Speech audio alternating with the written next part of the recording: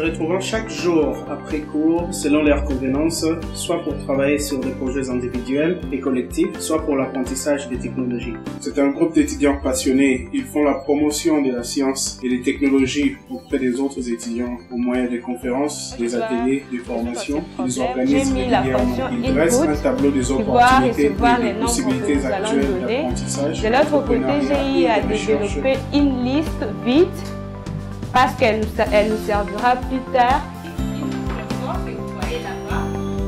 En créant des concours d'innovation portant sur des thématiques sociales, la santé, l'éducation, ils essaient de prouver à leurs amis, leurs enseignants, les autorités, leurs parents qu'ils peuvent considérablement contribuer à l'éveil de l'Afrique. En orientant leur créativité, leur énergie et leur adaptation technologique à l'identification de problèmes dans leur communauté et la proposition des solutions adaptées. Réaliser un petit programme qui va juste nous servir à résoudre des équations du second degré. Je mets par exemple A égale à 1, x1 c'est moins 1, x2 c'est moins 4. Les étudiants ayant des ordinateurs portables peuvent apporter des solutions aux problèmes majeurs qui traversent non seulement le Congo, mais l'Afrique en général. Malheureusement, ces rêves rencontrent des difficultés presque inimaginables pour notre ère, notamment de jeunes talents dont les parents se trouvent dans les capacités de payer leurs études, encore moins de leur acheter un ordinateur. Malgré la présence de plus en plus de filles au milieu d'éducation formelle, l'écart dans le domaine technologique reste visiblement considérable, réduisant presque à néant les rapports à l'innovation et au rayonnement scientifique. Pour affirmer cela, cette analyse doit être successive.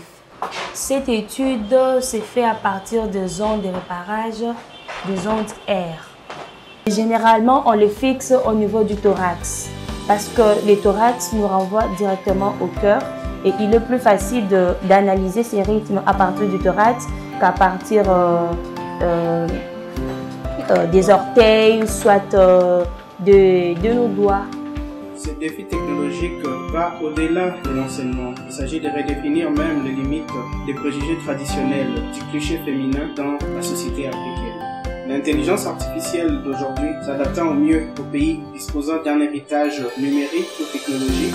Dans notre cas, il consiste généralement à établir la fondation, la télécommunication, la conception des applications mobiles et des bases de données. La formule est de rassembler les jeunes provenant des différents domaines techniques et non techniques afin de s'associer pour une cause supérieure.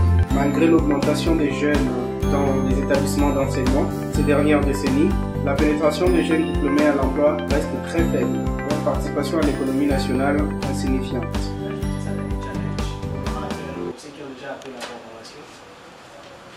Comment peut-on identifier, c'est là qu'on commence même à atteindre l'intelligence artificielle. Comment on peut séparer à partir des déplacements de personnes, avoir des nombres de manches à pied, leur payer avec eux, même quand on fait avec eux, c'est arrêté. Un des avantages de la technologie est qu'elle nous permet de simuler des modèles assez complexes ou des situations assez difficiles au travers d'un ordinateur. Et avec la montée de la puissance technologique de nos jours, même un étudiant de première année qui dispose d'un ordinateur peut travailler sur des projets tellement variés qui donnent suffisamment d'opportunités tant dans les domaines entrepreneuriaux que dans les domaines technologiques. Les données viennent à intervalles réguliers. L'opération de vitesse devient quelque chose d'important. Il n'a pas besoin de 5 minutes, 10 minutes. Même à l'espace d'une seconde, même des tierces, la personne peut être infectée de cette maladie. Donc il nous rapporte une solution qui soit simple. On pouvait bien développer les cas, les petits cas, les petits cas, les petits détails. Pendant ce temps-là, on aura pas le temps de notre